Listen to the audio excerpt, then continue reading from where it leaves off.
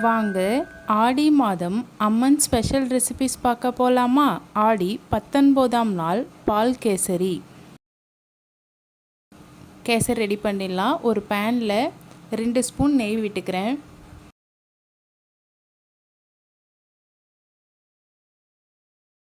அதில் முந்திரி திராட்சையை வறுத்து எடுத்துக்கிறேன்.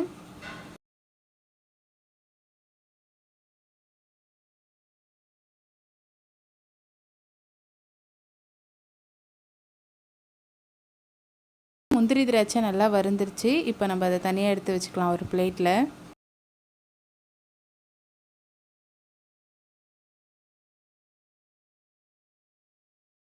அதே நெய்யிலே 1 டம்ளர் ரவை எடுத்து ரவையை நல்லா நெய்யிலே வறுத்துக்கிறேன்.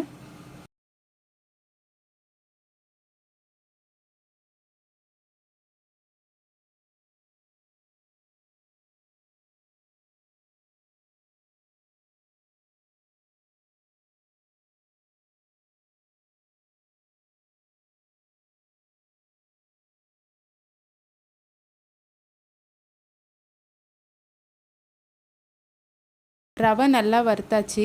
இப்போது ஆல்ரெடி காய்ச்சி மிதமான சூட்டில் இருக்க பாலை ஆட் பண்ணிக்கிறேன். 1 டம்ளர் ரவைக்கு 2 டம்ளர் பால் ஆட் பண்ணிக்கிறேன். ஃபஸ்ட்டு 1 டம்ளர் பால் ஊற்றி நல்லா கிளறி விட்டுக்கிறேன், கட்டி எதுவுமே இல்லாமல்.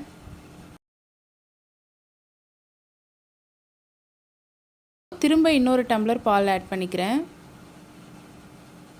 நம்ம ஆல்ரெடி ரவையை நல்லா வறுத்துருக்கிறதுனால இந்த பால் சேர்த்த உடனேவே நல்லா வெந்துடும். பால் ஆட் பண்ணும்போது மட்டும் நான் மீடியம் ஃப்ளேமில் வச்சுட்டு ஆட் பண்ணேன்.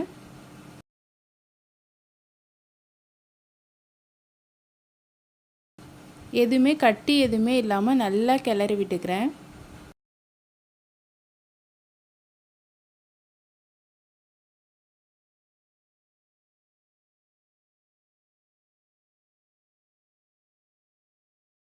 ஒரு ஸ்பூன் நெய் மட்டும் விட்டுக்கிறேன்.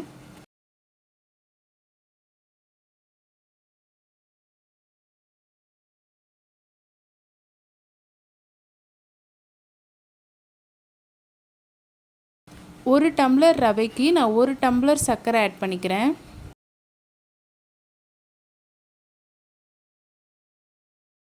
சர்க்கரை ஆட் பண்ண உடனேவே நம்மளுக்கு நல்லா இலகி வரும்.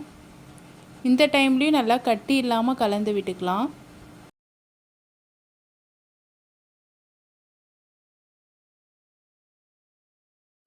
லைட்டாக உப்பு ஆட் பண்ணிக்கிறேன்.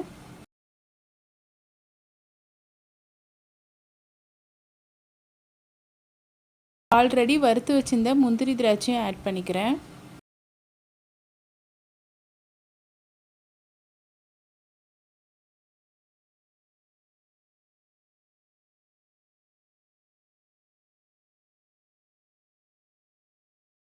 ஏலக்காய் ஆட் பண்ணிக்கிறேன். மீடியம் ஃப்ளேம்லேயே வச்சு நல்லா கிளறி விட்டுக்கிறேன்.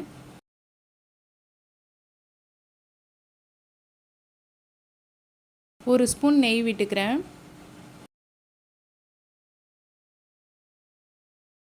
பேனில் ஒட்டாமல் நல்லா கிளறி விட்டுக்கலாம். பேனில் ஒட்டாமல் வந்தாலே நம்மளுக்கு நல்ல பதமாக வந்துடுச்சுன்னு அர்த்தம். இந்த பாருங்கள், நல்லா ஒட்டாமல் வருது. இந்த ஸ்டேஜில் ஆஃப் பண்ணிக்கலாம். அவ்வளோதான், டேஸ்டான பால் கேசரி ரெடி.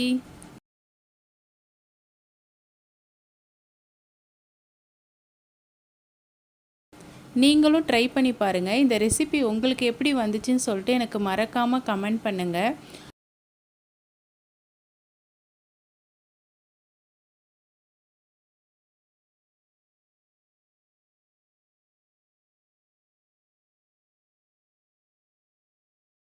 ஆடி மாதம் அம்மன் டெய்லி ஸ்பெஷல் ரெசிபிஸ் பார்க்க என் சேனலை ஃபாலோ பண்ணிக்கோங்க. டெய்லி ஈவினிங் 6 o'clock என் கூட நீங்களும் அம்மனை வழிபடுங்க. நல்லதே நடக்கும்.